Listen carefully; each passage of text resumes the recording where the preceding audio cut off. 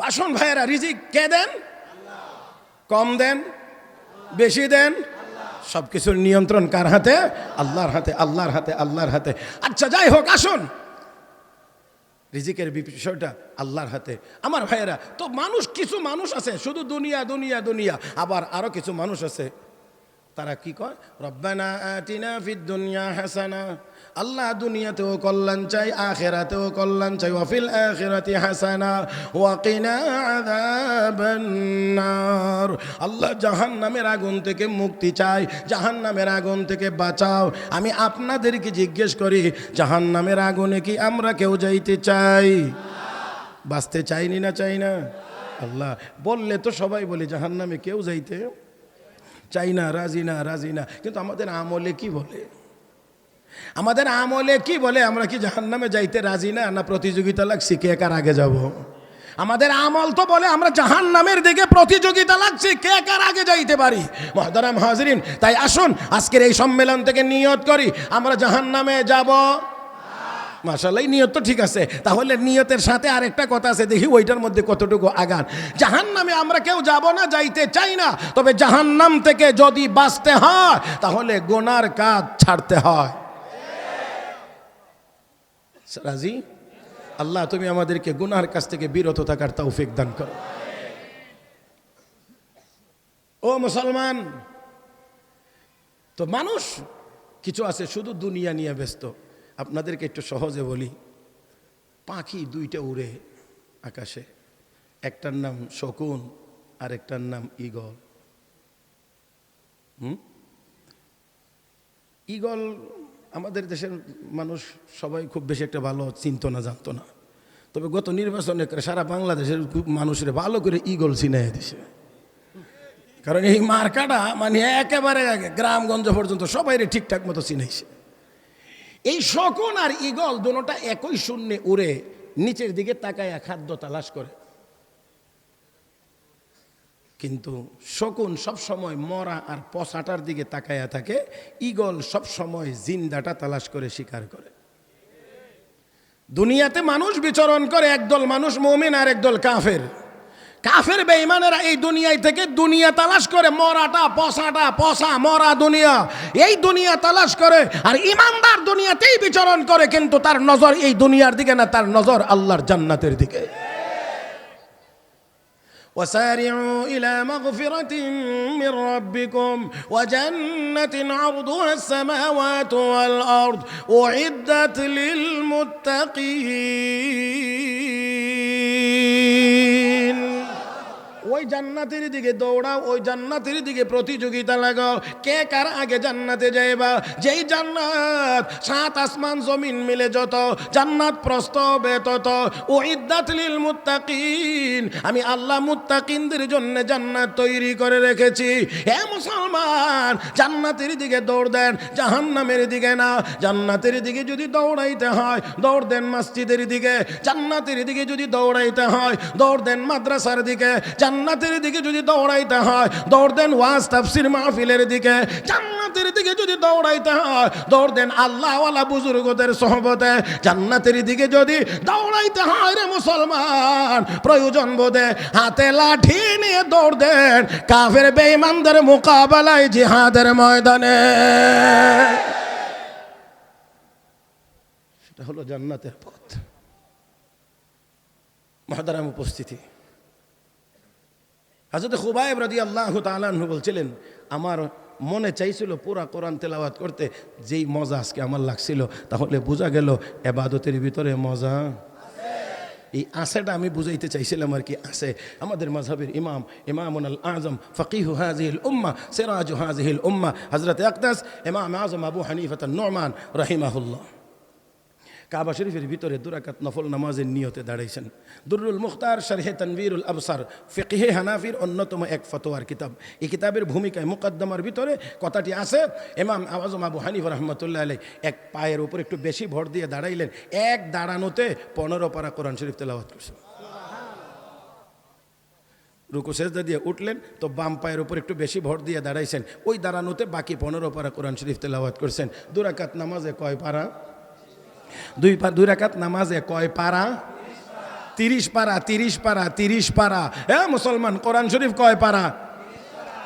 2 রাকাত নামাজে 30 পারা তেলাওয়াত করছেন, 30 পারা তেলাওয়াত করছেন। আমরা ইমাম সাহেবরা তো 30 আয়াত তেলাওয়াত করতে পারে না, কোনো কিছু বুঝে আর না বুঝে পিছন দিক দিয়ে সিগন্যাল দিতে পারে।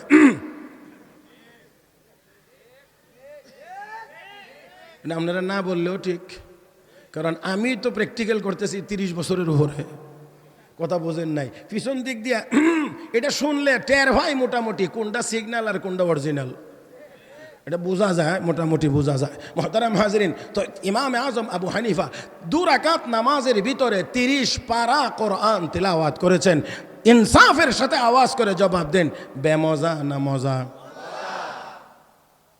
আমি আপনাদেরকে এইভাবে যদি বলতে শুধু মজা আছে, এই আছেটার জন্যই সময় চলে যাবে। এই জন্যে আমি আগেই বলছি আপনাদের ধৈর্যচ্যুতি ঘটবে, এতটা লম্বা সময় কথা বলবো না। বিধায় আমি এবার সামনে আগাইতে চাই যে এত ইবাদতের ভিতরে এত স্বাদ, এত মজা, এত মজা, এত মজা। আর মজা যে আছে এটা তো আমরা বুঝিই। কোরআন শরীফের সূরা ফাতিহা তেলাওয়াত করতেছি সারা জীবন ভর, কিন্তু এখনো পর্যন্ত একটুও কমছে? কমছে? খারাপ লাগে? মোটেও না, মোটেও না, মোটেও না। ও যুবক ভাইয়েরা, মাথায় হাত রেখে বলি, কোথায় তুমি দৌড়াদৌড়ি করো? মজার জন্যই তো দৌড়াদৌড়ি, মজার জন্যই তো দৌড়াদৌড়ি। কোথায় তুমি মজার জন্য দৌড়াইতে আসো? যেই মজা ক্ষণস্থায়ী, আজকে এটা ভালো লাগে না, কালকে এটা ভালো লাগে, আজকে এটা ভালো লাগে, কালকে এটা ভালো লাগে, এরপরে আরেকটা ভালো লাগে। কিন্তু আল্লাহর কোরআন 1500 বছর আগেও ভালো লাগে, 1500 বছর পরেও ভালো লাগে, 5000 বছর পরেও ভালো লাগবে, 5 কোটি বছর পরেও ভালো লাগবে, জান্নাতে গিয়েও ভালো লাগবে। তেলাওয়াতের এই মজা কখনোই কমবে? কমবে? আসুন তাহলে এত কিছু থাকার পরেও আমরা কেন পাই না? আমরা কেন পাই না? আমরা কেন পাই না? একেবারে আমার দিকে তাকাইয়া শুনবেন মুহতারাম হাজরিন, যত কারণে আমরা সেই স্বাদটা পাই না তার অন্যতম কারণ হলো আমরা পরিপূর্ণ হালাল খাই না। আমার সাথে মনে হয় কিছুটা দ্বিমত। হ্যাঁ, এই জায়গাটায় আসলে আওয়াজ একটু কেমন জানি ছোট হয়ে আসে। আমি আবারও বলছি, সেই স্বাদটা আমরা কেন পাই না তার অন্যতম কারণ হলো আমরা পরিপূর্ণ হালাল খাই না। মনে রাখবেন, ছোট্ট একটা উদাহরণ দিলে আমি আশা করি আপনারা বুঝবেন। ছাদের উপরে ট্যাঙ্কি আছে, পানির ট্যাঙ্কি। এই ট্যাঙ্কি থেকে পানি পাইপ লাইন দিয়ে বিল্ডিংয়ের জায়গায় জায়গায় দেওয়া আছে লাইন, এখানে এখানে এখানে এখানে সব জায়গায় দেওয়া আছে। ট্যাপ দেওয়া আছে, ট্যাপ ঘুরাইলে ছাড়লে পানি কোন ট্যাঙ্কির আসে? একই ট্যাঙ্কির পানি আসে। ও মুসলমান, যদি এবার কেউ ছাদের উপরে ওঠে, ট্যাঙ্কির ঢাকনাটা খুলে ময়লা আবর্জনা যদি ফেলে দেয়, পানিটা যদি নষ্ট হয়ে যায়, ময়লা হয়ে যায়, তাহলে কোন ট্যাপ দিয়ে ভালো পানি আসবে? কয় না, একটা দিয়েও আসবে না, কারণ সব ট্যাপ দিয়ে কিন্তু ওই ট্যাঙ্কির পানি আসে। ও মুসলমান, আল্লাহ রাব্বুল আলামিন আমাদেরকেও পেট নামের একটা ট্যাঙ্কি দিয়েছেন। হ্যাঁ, পেট নামের একটা ট্যাঙ্কি দিয়েছেন। এটার মধ্যে যদি হারাম খাদ্য ঢুকানো হয়, তাহলে ওই হারাম থেকে উৎপাদিত রক্ত পাইপলাইন রগ এই শরীরের রগ নামের পাইপলাইন দিয়ে সারা শরীরে বিচরণ করার কারণে শরীরের কোনো অঙ্গ দিয়ে ইবাদত করতে মনে চায় না, করলেও মজা লাগে না। চোষ কামরা পাকেদারি আজ হারাম, চোষ কামরা পাকেদারি আজ হারাম, মর্দ ইমাদার বাসি ওয়াসালাম, মর্দ ইমাদার বাসি ওয়াসালাম। যখন তুমি তোমার পেটটাকে হারাম থেকে মুক্ত রাখতে পারবা, তখন তুমি নিজেকে ইমানদার মনে করতে পারবা। হে মুসলমান, তাহলে আওয়াজ করে বলুন, ইবাদতের স্বাদ যদি পাইতে হয় তাহলে কোন ধরনের খানা খাইতে হয়? আওয়াজ করে। তাহলে আজকে নিয়ত হোক 3 কথার 1 কথা। এটা 3 কথার 1 কথা। আমরা কি খাইব? আল্লাহ মাফ করে দিন, সবার কি হালাল খাওয়ার নিয়ত নাই? তাহলে বলেন কি খাবো? এই যে একটা মাত্র কথা আমি হালাল খাবো, প্রত্যেকেই তো আমি এখানে আমরা সবাই যদি বলি আমি হালাল খাবো, কি খাবো, এই একটা কথার উপরে যদি এই জাতিকে আমল করানো যাইতো তাহলে চুরি ডাকাতি ছিনতাই রাহাজানি সব আপনা আপনিতে বন্ধ হয়ে যাইতো। আমি হালাল খাবো, আমি হালাল খাবো, একজন মানুষ যদি নিয়ত করে আমি হালাল খাবো তাহলে তার অ্যাকশন কতটুকু পর্যন্ত যায় চিন্তা করে একটু দেখেন তো। যেই ব্যক্তি বলবে হালাল খাবো সে কোনোদিন চুরি করতে পারবে না, ডাকাতি করতে পারবে না, দুর্নীতি করতে পারবে না, সুদ খাইতে পারবে না, ঘুষ খাইতে পারবে না, ওজনে কম দিতে পারবে না, বেশি আনতে পারবে না, খাদ্যে বেজাল ঢুকাইতে পারবে না, 2 নাম্বারটারে 1 নাম্বার বলে মিথ্যা কথা বলে চালাইয়া দিতে পারবে না, জমি জামা নিয়ে ধাক্কাধাক্কি করে আরেকজনের জায়গা দখল করতে পারবে না। সব বন্ধ হয়ে যাবে এক কথায়, কি খাবো? আওয়াজ করে বলেন না কেন? নিয়ত নাই, নিয়ত নাই, হালাল হালাল হালাল হালাল হালাল খাবো, হালাল খাবো, হালাল খাবো। রাসূল বলেছেন লা ইয়াদখুলুল জান্নাতা জাসাদুন গুযিয়া বিল হারাম, যেই দেহ হারাম দ্বারা গঠিত হয়েছে সেই দেহ জান্নাতে যাবে, জান্নাতে যাবে। তাহলে আমরা হালাল খাইবো ইনশাআল্লাহ। আর আমার নবী বলছেন 3টা আমল যার মধ্যে থাকবে সে জান্নাতি। কয়টা? 3টা। 1 নাম্বার যে ব্যক্তি হালাল খাইবে, যে ব্যক্তি হালাল খাইবে। আমরা আজকে এখান থেকে নিয়ত করে উঠবো ইনশাআল্লাহ যে আজ থেকে আর হারাম খাইব। কি খাইব? আপনারা খেয়াল করেন, ইমাম শাফি রহমতুল্লাহ আলাইহি উনি ছিলেন উস্তাদ, ইমাম আহমদ ইবনে হাম্বল রহমতুল্লাহ আলাইহি উনি ছিলেন ছাত্র। ইমাম আহমদ ইবনে হাম্বল রহমতুল্লাহি আলাইহি ওনার সর্বশেষ অবস্থান ছিল হেজাজে, আর হযরত ইমাম শাফি রহমতুল্লাহি আলাইহির অবস্থান সর্বশেষ ছিল মিশরে। ইমাম শাফি রহমতুল্লাহি আলাইহি যেমন উস্তাদ, ইমাম আহমদ ইবনে হাম্বল তেমন বড় ছাত্র। চিন্তা করা যায়, ইমাম শাফি রহমতুল্লাহ আলাইহি মাত্র 7 দিনে 30 পারা কোরআনের হাফেজ হয়েছে। ইমাম আহমদ ইবনে হাম্বল রহমতুল্লাহ আলাইহি 6 লাখ হাদিসের হাফেজ ছিলেন। ওনারই সময়ে মিথ্যুকেরা নবীর নামে জাল হাদিস ছড়াইছিল, তো এমন একটা ধরা পড়ছে, তখন খলিফার সামনে আনা হয়েছে, আনার পরে ঘোষণা দিছে তার মৃত্যুদণ্ড। তো এখন ওই জালেম বলতে আছে আমাকে একটু সুযোগ দেন, আমি যেই হাদিসগুলো বানাইয়া ছাড়ছি এইগুলো আমি উঠাইয়া নিয়ে আসি। তখন খলিফা জবাব দিছে তোর মতো জালেমকে দিয়ে আর এইগুলো প্রত্যাহার করাইতে হবে না, ইমাম আহমদ ইবনে হাম্বল জিন্দা আছে, ওনার সামনে তেলাওয়াত করলে উনি বলে দিতে পারবেন যেটা হাদিস নাকি হাদিস না। জিনে ধরে মানুষরা, জিনে ধরা কোনো রুগীর ব্যাপারে ইমাম আহমদ ইবনে হাম্বলকে গিয়ে যদি কেউ বলতো যে হযরত অমুকরে জিনে ধরছে, উনি ওনার পায়ের স্যান্ডেলটা খুলে দিয়ে দিতেন আর বলতেন গিয়ে আরে দেখাইয়া দিও। শুধু ওই জুতাটা দেখায় দিলে জিন সাইরা যে যাইতো, আর কোনো দিন আসতো না। এবার চিন্তা করতে পারেন ব্যক্তিটা কত উপরের। তো ইমাম শাফি রহমতুল্লাহ আলাইহি যদিও উস্তাদ, কিন্তু ইমাম আহমদ ইবনে হাম্বল ছাত্র হইলেও ছোটখাটো ছাত্র না, অনেক বড়, অনেক বড়। ইমাম আহমদ ইবনে হাম্বল রহমতুল্লাহ আলাইহি ইমাম বুখারীর উস্তাদ,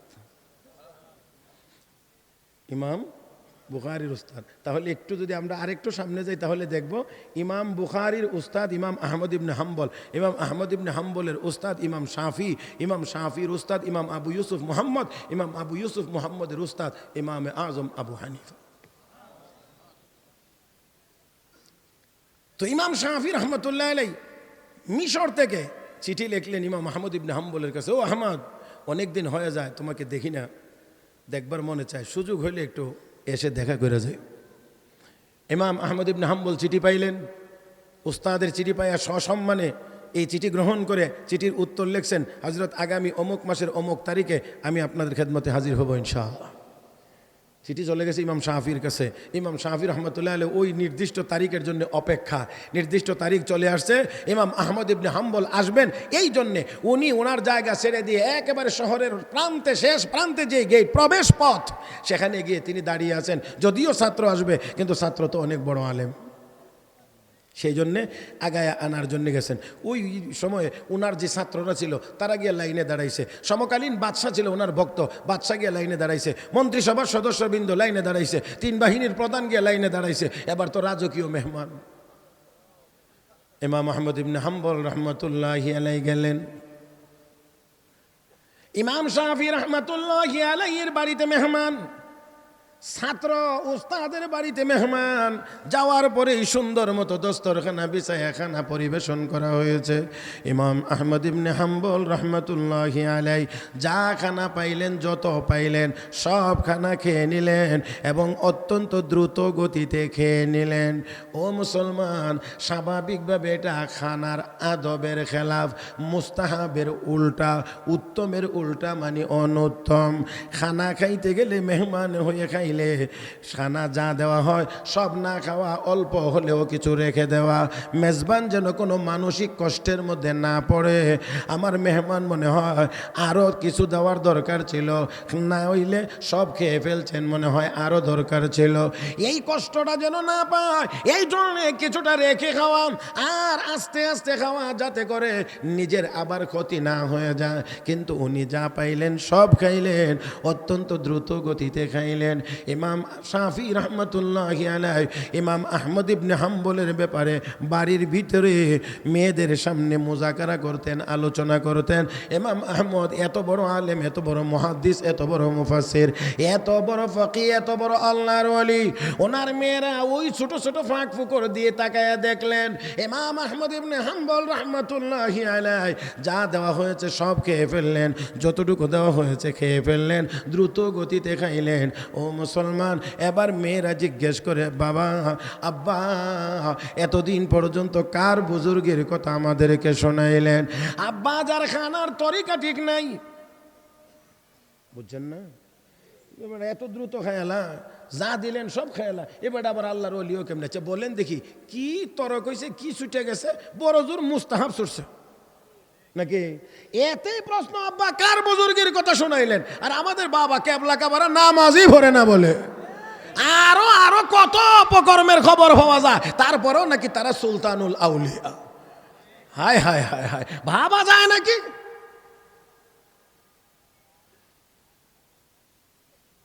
ইমাম শাফি রহমতুল্লাহি আলাইহি বলেন, মায়েরা শোনো, আমি তো মেজবান, সে আমার বাড়ির মেহমান। মেজবান হইয়া মেহমানকে খাইতে তো আমি বাধা দিতে পারি না। ইমাম শাফি এমনিও মেহমান নওয়াজ ছিলেন, খুব বেশি মেহমানদারি করতেন। মেজবান হয়ে তাকে খানায় আমি বাধা দিতে পারি না। দেখতে দৃশ্যটা আমার কাছেও খারাপ লেগেছে, কিন্তু বলতে তো পারি না, কারণ সে আমার বাড়ির মেহমান। আপাতত এতটুকু কথা শেষ হয়ে গিয়েছে। এবার এশার নামাজের জন্য উস্তাদ শাগরিদ দুজন যখন নামাজে চলে গিয়েছে, মসজিদে চলে গিয়েছে, ও মুসলমান, ইমাম শাফি রহমতুল্লাহি আলাইহির মেয়েরা তাহাজ্জুদের জন্য একটা যেই রুমে উনি থাকবেন, রুমটা গুছায়া সুন্দর মতো তাহাজ্জুদের জন্য ওযুর পানি সহ যাবতীয় সব ব্যবস্থা করে দিয়ে রেখেছেন, যাতে করে তাহাজ্জুদের সময় পানির জন্য ওনাকে কষ্ট করতে না হয়। আওয়াজ করে বলবেন, কোন নামাজের জন্যে? কোন সময়? কোন সময়? শেষ রাত, শেষ রাত, শেষ রাত। ও মুসলমান, আল্লাহওয়ালারা শেষ রাতে ঘুমায় না, আল্লাহওয়ালারা শেষ রাতে ঘুমায় না। আল্লাহর প্রিয় বান্দা বান্দি যারা, তারা শেষ রাতে ঘুমায় না। আর আমাদের বদ অভ্যাস হয়েছে, শেষ রাত ছাড়া আমাদের ঘুম ধরে না। وعباد الرحمن الذين يمشون على الأرض هونا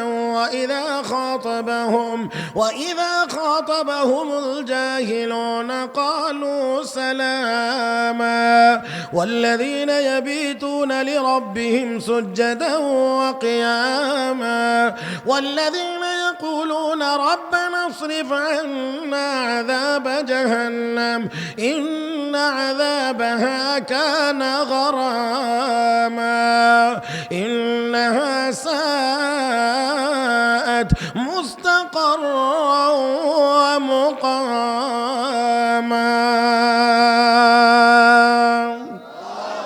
আল্লাহর কিছু প্রিয় বান্দা বান্দি আছে যারা রাতের শেষ ভাগে ঘুমায় না, আল্লাহর দরবারে নামাজে দাঁড়িয়ে যায়, মালিকের কদমে সেজদায় পড়ে যায়, অতঃপর হাত তুলে দোয়া করে, মালিক জাহান্নামের আগুন থেকে বাঁচাও, জাহান্নামের আগুন থেকে বাঁচাও। আল্লাহু আকবার করে। জাহান্নাম থেকে এমনি বাঁচা যাবে, আল্লাহর দরবারে সেজন্য কান্নাকাটি করতে হবে, চোখের পানি ফেলাইতে হবে, মালিকের কাছে চাইতে হবে, মালিক জাহান্নামের আগুন থেকে বাঁচাও, জাহান্নামের আগুন থেকে বাঁচাও। এমনি হয় না, এমনি হবে না। বিশ্ব নবী বলেছেন জাহান্নামের আযাবের ভয়ে যেই চোখ দিয়ে পানি বের হবে, আল্লাহ ওই দুই চোখের উপরে জাহান্নামের আগুনকে হারাম করে দেবেন। তাহাজ্জুদের জন্য পানির ব্যবস্থা করে দিয়ে রেখেছে, সব ব্যবস্থা কমপ্লিট। নামাজ শেষে হুজরায় চলে আসলেন ইমাম আহমদ, ইমাম শাফি চলে গেলেন বাড়ির ভিতরে। এ মুসলমান, ফজরের নামাজের সময় আবার দুজন উস্তাদ শাগরিদ মসজিদের দিকে রওনা করেছে।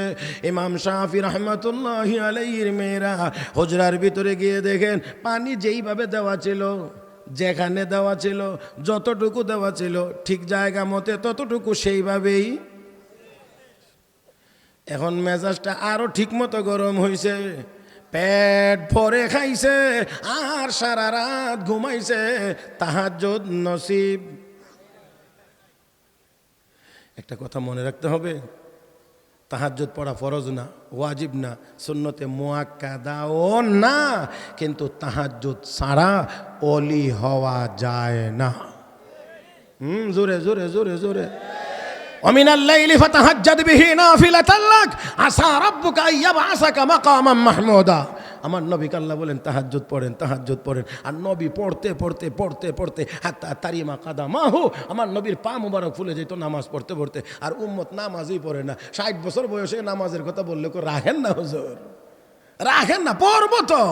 আবার আবার আবার আবার কেউ কেউ আছে 60-70 বছরে যাওয়া কদ্দুর নামাজ পড়া শুরু করছে, তো এখন নামাজ পড়তে গিয়া মসজিদে আগে ইমামের ভুল ধরার চিন্তা শুরু করছে।